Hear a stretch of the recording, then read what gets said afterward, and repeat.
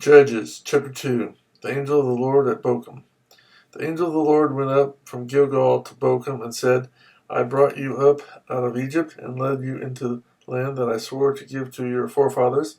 I said, I will never break my covenant with you, and you shall not make a covenant with the people of this land, but you shall break down their altars. Yet you have disobeyed me. Why have you done this? Now therefore I tell you that I will not drive them out before you. They will be thorns in your sides, and their gods will be a snare to you.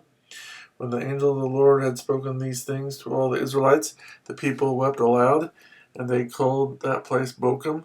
There they offered sacrifices to the Lord. Disobedience and defeat. After Joshua had dismissed the Israelites, they went to take possession of the land, each to his own inheritance.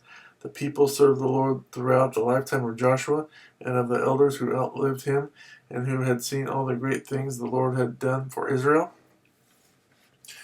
Joshua, the son of Nun, the servant of the Lord, died at the age of 110, and they buried him in the land of his inheritance at Timnath Heres in the hill country of Ephraim, north of Mount Gaash. After that whole generation had been gathered to their fathers, another generation grew up, who knew neither the Lord nor what he had done for Israel. Then the Israelites did evil in the eyes of the Lord, and served the Baals. They forsake the Lord, the God of their fathers, who had brought them out of Egypt. They followed and worshipped various gods of the peoples around them. They provoked the Lord to anger, because they forsook him and served Baal and the Ashtoreths. In his anger against Israel, the Lord handed them over to raiders, who plundered them. He sold them to their enemies all around, whom they were no longer able to resist. When Israel went out to fight, the hand of the Lord was against them, to defeat them, just as he had sworn to them. They were in great distress. Then the Lord raised up judges, who saved them out of the hands of these raiders. Yet they would not listen to their judges, but prostituted themselves to other gods and worshipped them. Unlike their fathers, they quickly turned from the way in which their fathers had walked, the way of obedience to the Lord's commands.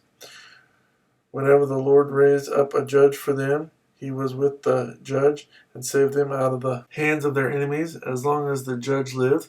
For the Lord had compassion on them as they groaned under those who oppressed and afflicted them. But when the judge died, the people returned to ways even more corrupt than those of their fathers, following other gods and serving and worshiping them. They refused to give up their evil practices and stubborn ways.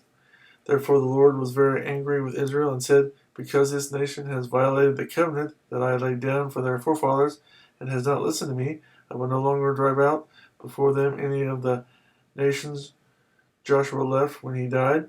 I will use them to test Israel and see whether they will keep the way of the Lord and walk in it as their forefathers did. The Lord had allowed those nations to remain. He did not drive them out at once by giving them into the hands of Joshua.